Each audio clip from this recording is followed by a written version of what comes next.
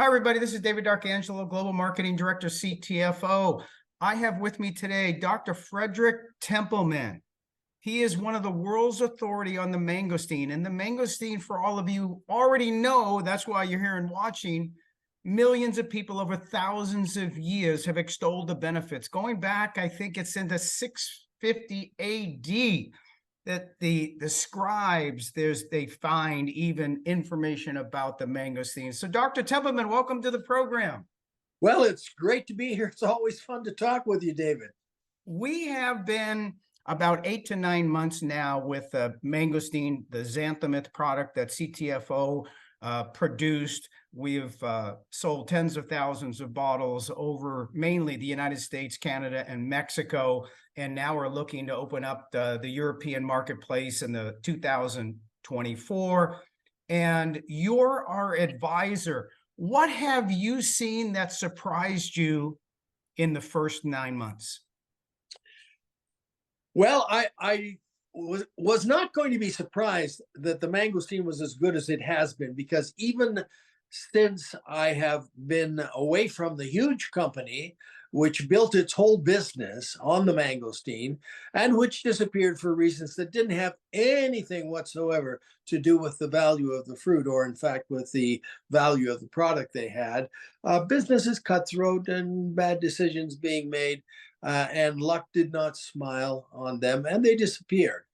But I have watched the mangosteen, because what happened was that Xango, as a company that brought a product on board for the first time as a commercial product worldwide, had an explosion of enthusiasm immediately, because it was easy for me and for those other folks who wrote about the mangosteen to talk about the wonderful things that it was used for in the paradigms of medicine, folk medicine, that existed in the countries where it grows as a fruit. And it reassured us, even though we did the laboratory studies with animals as well, to be able to prove that it was safe. But we were reassured about the two basic planks that everybody who's going to get into the business of selling something which is a supplement really needs to know is true. And that is, one, it's safe, and two, it works. 9 months into this, matter of fact, I'll just read you a sentence from some work you did for me recently. It says, in resume, I think that we have got everything we're hoping for and more. Yeah, yeah. The reason for me saying that is that I saw the breadth of the effect of the mangosteen and other products. I was able to follow a very, very active research cohort. More than 60 universities in more than 17 countries, for example, have done research on the mangosteen. That's unusual. There are very, very few natural products that have that breadth that have attracted that kind of interest. And the reason that those countries, that those universities are doing it, is because they're looking for something in this fruit that they can turn into a drug. Drugs are much more expensive. They are viewed by certain portions of the population as being more efficacious for different reasons.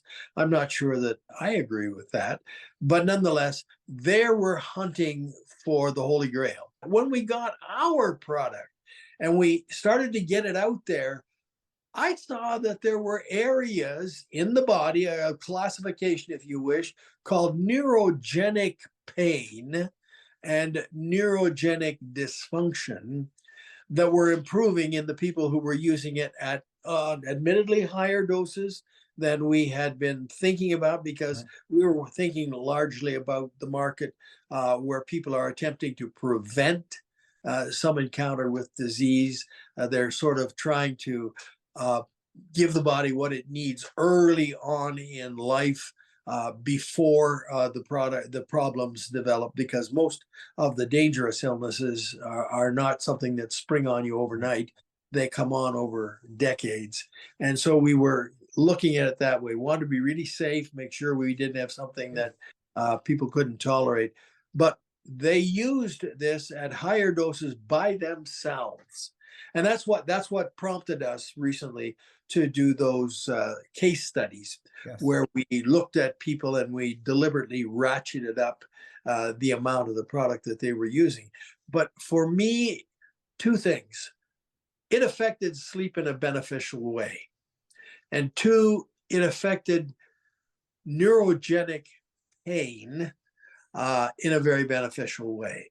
And not only did it affect neurogenic pain, because we did have neurogenic pain in the past that was helped, but it was peripheral neurogenic pain. Now, by that, I mean that there was something wrong with the actual nerves, or there was a disease in outside the central nervous system that was causing problems. And it was really quite efficient at helping with that, because it helped with all kinds of pain, because there's a basic denominator of inflammation that is at the bottom of pain. And nothing is better than the mangosteen for dampening down inflammation. We knew that. So 8 months, all the old benefits, new tremendous benefits, sleep, helping people with sleep. Now, it doesn't help everybody with sleep, but helping people with sleep. I tried it and it didn't help me with my sleep, and nothing else had before. And I thought, what's the matter with me? Why am I an exception to this thing? So I went to one of my doctor friends and I said, look, I have been playing with the idea that maybe I have sleep apnea. So I want to test. We did the test. Guess what? Yours truly had 32 incidents per hour of his sleep, where there was a move upwards because of a type of apnea that is called central. So you see why I'm interested in what this is going to do, because central pain, central things for sleep.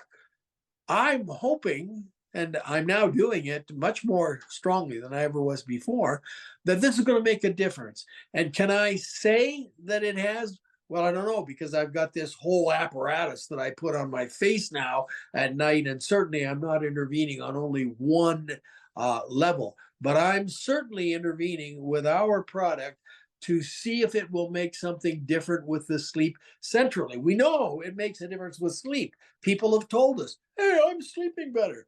Maybe those people had central problems for their sleep, the same way that fibromyalgia sufferers have central problems for sleep. And the wonderful thing about the mangosteen is we don't give it like a silver bullet, so that you take it and it goes into the body and whack, it hits one enzymatic process and does nothing else. Absolutely not.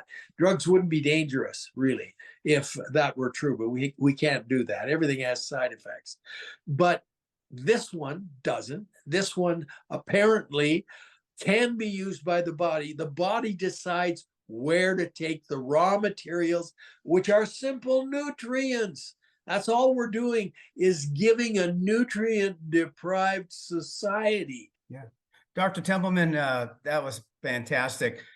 In closing, our associates around the world are the ones who go out, and they're the people who touch the others and make the greatest impact.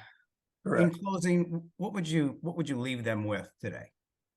So you have the same situation that existed with mangosteen in the Xango period. And that is, we've got people that have heard about it, and they're so enthusiastic about what they're hearing that they're taking their money and signing up and getting ready and reorienting their business activities to become distributors in country where they have zero product. If that's not exciting, I don't know what is. There's pioneers and there's settlers. The pioneers go out and pave the way for the settlers, and then the settlers come in, and that's okay. But the pioneers are what our team is. They're the ones going out around the world, and they are those people opening up those countries. And we're right there with them, trying to, stay right ahead of them, so we do the compliance side of it correctly. So thank you very much. Always mind-opening conversations with Dr. Frederick Templeman, and we appreciate you being the CTFO advisor to the company for all things mangosteen and others. So thank you, Dr. Templeman. You're welcome. Looking forward to the next time because there is more and more coming.